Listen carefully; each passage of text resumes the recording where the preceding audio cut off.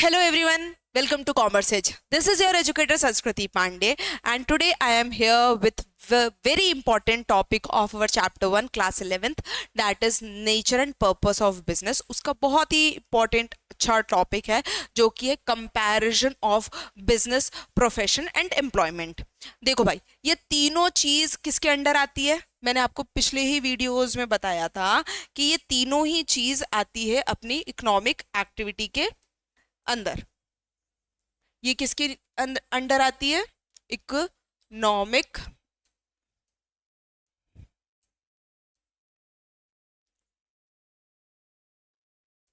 Activity के अंदर।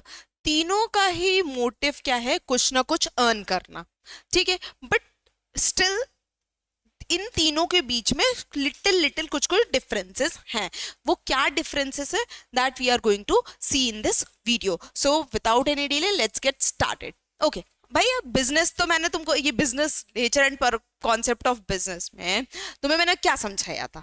Business क्या है भाई? Business in it's a regular activity, economic activity related to purchase, production and sale of good with the main aim of earning profit.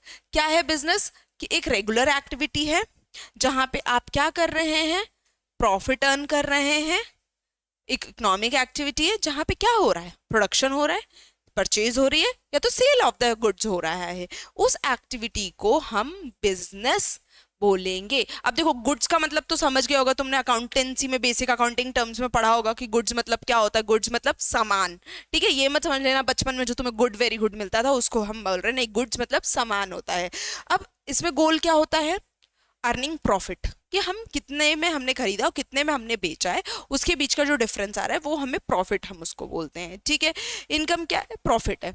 और ये other लोग, दूसरे लोगों की नीड्स सेटिस्फाई करता है ना। आप किसी भाई, अगर बिजनेसेस ना हो, सपोज करो हमारी नीड्स सेटिस्फाई होंगी। हम अगर कोई कपड़े बेच नहीं रहा है तो हमें कपड़े कहाँ से हम लेंगे? ठीक है। अगर कोई अनाज नहीं बेच रहा है तो हमें अनाज कहाँ से मिलेगा? ठीक है, आप खेती करेंगे, आप अपने लिए यूज कर लेंगे, खा लेंगे, but where you are going to get money? ठीक है।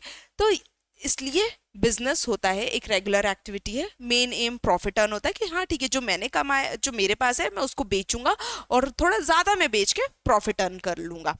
अब भाई वहीं पे एक चीज होती है, profession.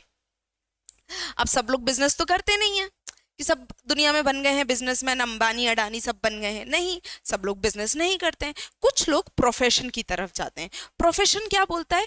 It is the activity which requires special knowledge या स्पेशल स्किल की जरूरत होती है। जैसे डॉक्टर, इंजीनियर, टीचर, ये सब क्या है? एक प्रोफेशन है जहां पे उनको स्किल की जरूरत है, उन्हें एक स्पेशल नॉलेज की जरूरत है, और उसके लिए एक कोड ऑफ, जैसे सीए, आपको बिजनेस स्टडीज का, बिजनेस सॉरी कॉमर्स का एक मैं इंपॉर्टेंट एग्जांपल लूं जो कि प्रोफेशन से रिलेटेड है, सीए, सीएस, ठीक है। All these will come under the profession. ये इसके लिए फीस लेते हैं, कोड ऑफ कंडक्ट एक फॉलो करते हैं और इसके लिए एक ये फीस लेते हैं, ठीक है। अपना काम करके देंगे लॉयर्स, ठीक है, को एक कोड ऑफ कंडक्ट फॉलो करते हैं, स्पेशल नॉलेज, स्किल्स वगैरह, और उसका काम करेंगे और आपको उसके लिए फीस आपको देनी पड़ेगी, ठीक है। अब वहीं पे एम्प्लॉयमेंट, ठीक है। एम्प्लॉयमेंट क्या बोलते हैं? People work for others. क्या? People work for others and get paid in the form of remuneration, ठीक है। हम क्या कर रहे हैं?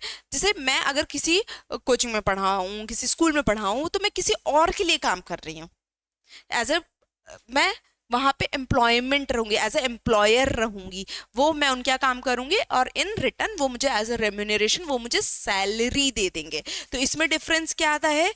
सैलरी आ जाता है, या फैक्ट्री वर्कर्स को हम बोलते हैं वेजेस आ जाते हैं। वेजेस हम जो भत्ता बोलते हैं ना, डेली हम जो पैसे देते हैं, वो वेजेस आ जाते हैं।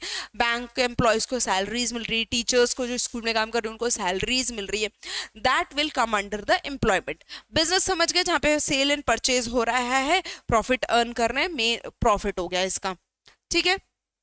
इसमें क्या है?